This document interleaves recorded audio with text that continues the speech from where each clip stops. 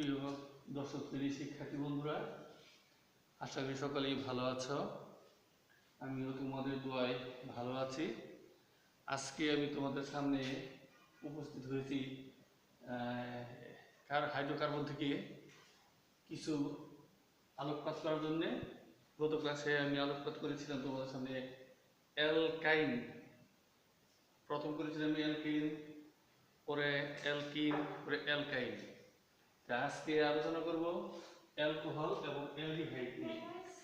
Alcohol হলো যে হাইড্রোকার্বনের OH, যে হাইড্রোকার্বনের OH মূলক থাকবে তাকে বলা হবে অ্যালডিহাইড, অ্যালকোহল।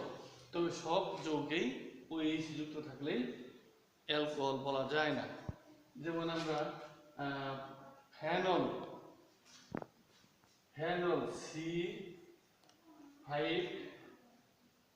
C6H5OH, এটি বলা হয় ফেনল, কিন্তু এটি কিন্তু অ্যালকোহল নয়।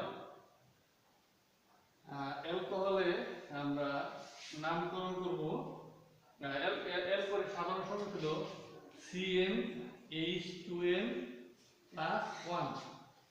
তার মানে অ্যালকিনের চেয়ে একটা হাইড্রোজেন কম থাকবে, সেটা পূরণ করবে OH দ্বারা। এটা হলো সাধারণ সংখ্যা। তাহলে সবচেয়ে ছোট যৌগটির নাম হলো মিথানল। সবচেয়ে ছোট যৌগের নাম হলো মিথানল, মিথেন থেকে মিথানল। এখানে আমরা লিখতে পারি CH3 এই যে মিথেনের একটা হাইড্রোজেন কম আছে, সেটা OH দ্বারা পূরণ করছে। এটা হলো মিথানল, সবচেয়ে ছোট যৌগ। আর এরপরে মিথানল, ইথানল, বিউটানল, পেন্টানল, এবং নল যোগ করব। তো নল আমরা নামকরণের জন্য দেখব যে অ্যালকেন, ই বাদ দিয়ে ওএল, অর্থাৎ মিথানল, বিউটানল, পেন্টানল, এইভাবে আমরা নামকরণ করে থাকবো।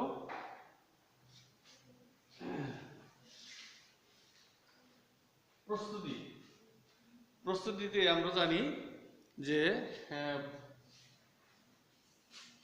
CH3 বন্ড CH2Br, এটা হলো ব্রোমো ইথেন। ব্রোমো ইথেনের সাথে আমরা সোডিয়াম হাইড্রোক্সাইড যোগ করে যদি তাপ দেই, তাহলে উৎপন্ন হয়ে যাবে অ্যালকোহল OH এবং সোডিয়াম ব্রোমাইড। তাহলে এইটা হলো অ্যালকোহল। আমি আগে বললাম সবচেয়ে ছোট যৌগের নাম হলো মিথানল, এটা আমরা যোগ করলাম ইথানল। তাহলে আমরা অ্যালকোহল পেলাম। অ্যালকোহল হলো যে যৌগের সাথে, যে কার্বন যৌগের সাথে OH মূলক থাকবে, সেটা হলো অ্যালকোহল। আবার সবটাই OH থাকলে অ্যালকোহল হয় না বললাম, কিন্তু প্রস্তুতিটা এখানেই দেখাই দিলাম যে ব্রোমো ইথেনের সাথে সোডিয়াম হাইড্রোক্সাইড যোগ করে তাপ দিলে অ্যালকোহল উৎপন্ন হয়। এবার আমরা আসি তাহলে অ্যালডিহাইড। অ্যালডিহাইডটা আমরা গত ক্লাসে যখন অ্যালকাইনের ধর্ম পড়ছিলাম, সেটা পানি সংযোজন করছিলাম, তখন পেয়েছিলাম ইথানেল। আজকে আমরা সেই নেল, আর এটা হলো নল। নল বললে অ্যালকোহল, নেল বললে অ্যালডিহাইড। তাহলে এখানে CH3CH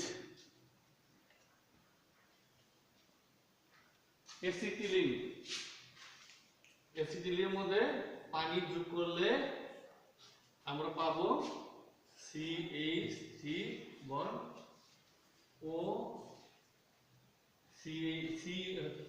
COH।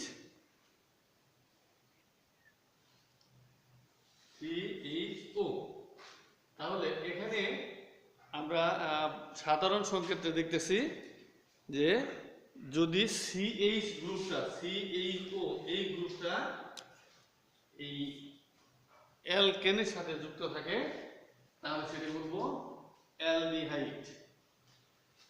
এখানে যেমন এইটুকুর পরিবর্তে আমরা আর যোগ করে ওইচ লিখতে পারি অ্যালকোহলে। ঠিক এখানেও আর CHO, তাহলে আরটা হলো কি অ্যালকেন মূলক বা অ্যালডিহাইড মূলক। তাহলে অ্যাসিটিলিনের মধ্যে পানি যোগ করলে আমরা পাই ইথানল। এভাবে আমরা পেন্টানল, এনল, বিউটানল, প্রোপানল এভাবে আমরা নামকরণ করতে পারি। কার্বন সংখ্যার উপর ভিত্তি করে এগুলো নামকরণ করা হয়। সাধারণ নামটা হলো নেল মানে অ্যালডিহাইড, ওরকম হলো অ্যালকোহল। অ্যালকোহল বলতে নির্দিষ্ট একটাকে বোঝায় না, একটা অনেক কিছু বোঝায়। যেমন বললাম ইথানল, মিথানল, বিউটানল, পেন্টানল। ঠিক এরকম অ্যালডিহাইডের বেলায়ও অ্যালডিহাইড বলে একটা বোঝায় না, অনেকগুলোকে বোঝায়। Ethanal, butanal, methanal, pentanal. সবচেয়ে ছোট যৌগটার নাম হলো মিথানেল। এখন এদের একটু ধর্ম নিয়ে আমরা যদি আলোচনা করি তাহলে পাবো যে এই অ্যাসিটিলিনের মধ্যে হাইড্রোজেন যোগ করে অ্যাসিটিলিন আমরা অন্যভাবে বলতে পারি অ্যাসিটিলিন না বলে অ্যালকাইন। এর সাথে হাইড্রোজেন যুক্ত করলে পাওয়া যায় অ্যালকেন, CH3 অ্যালকেন।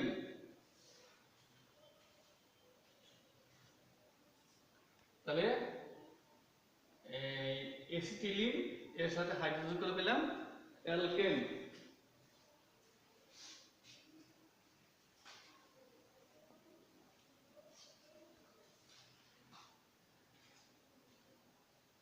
এখন আমরা আসবো ফর্মালডিহাইড। ফর্মালডিহাইড এই ফর্মালিনের মধ্যে এর শতকরা 40 ভাগ পানি, অর্থাৎ 40% জলীয় দ্রবণকে ফরমালিন বলে। ফরমালিনে 40 ভাগ মিথানল আর 60 ভাগ পানি থাকে। গবেষণাগারে ফরমালিনের ব্যাপক ব্যবহার হয়েছে, যেমন বিভিন্ন মৃতদেহ, যেমন মাছ মাংস সংরক্ষণের জন্য।